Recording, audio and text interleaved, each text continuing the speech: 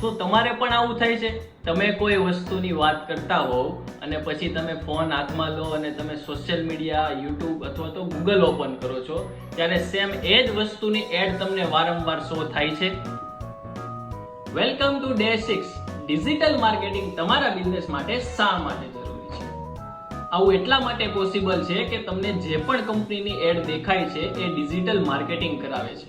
આને કહેવાય advance targeting, જેમાં આ બધા જ પ્લેટફોર્મ તમારું બિહેવિયર ટ્રેક કરે છે. જેમાં તમને કેવું કન્ટેન્ટ જોવું ગમે છે, તમે શું કરો છો, તમે ક્યાં જાઓ છો, તમને કેવી વસ્તુમાં ઇન્ટરેસ્ટ વધારે છે, આ બધી જ વસ્તુ ટ્રેક કરીને તમને ટાર્ગેટ કરીને તમને પર્ટિક્યુલર એડ બતાવે છે. બીજું એક આવે છે રીટાર્ગેટિંગ, જેમાં તમે કોઈ વેબસાઇટ ઉપર વિઝિટ કરી છે તો એમની એડ તમને વારંવાર શો થાય છે. જેમ કે તમે સોશિયલ મીડિયા ઉપર જાઓ, ઇન્સ્ટાગ્રામ, ફેસબુક કાં તો યુટ્યુબ, ગૂગલ, તો એમની એડ તમને વારંવાર શો કરે છે. એ તમને ટાર્ગેટ કરે છે, તમારો ઇન્ટરેસ્ટ એમાં છે, તમે એની વેબસાઇટ વિઝિટ કરી છે એટલા માટે.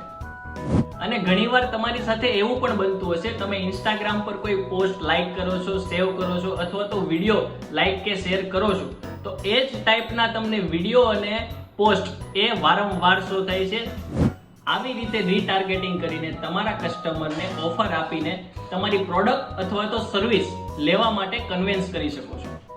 આ બધું જ ડિજિટલ માર્કેટિંગથી પોસિબલ છે. તો તમને શું લાગે છે, આજના આ ડિજિટલ યુગમાં તમારા બિઝનેસને ડિજિટલ માર્કેટિંગ કરાવીને ગ્રોથ કરી શકો છો? કોમેન્ટમાં મને જણાવો.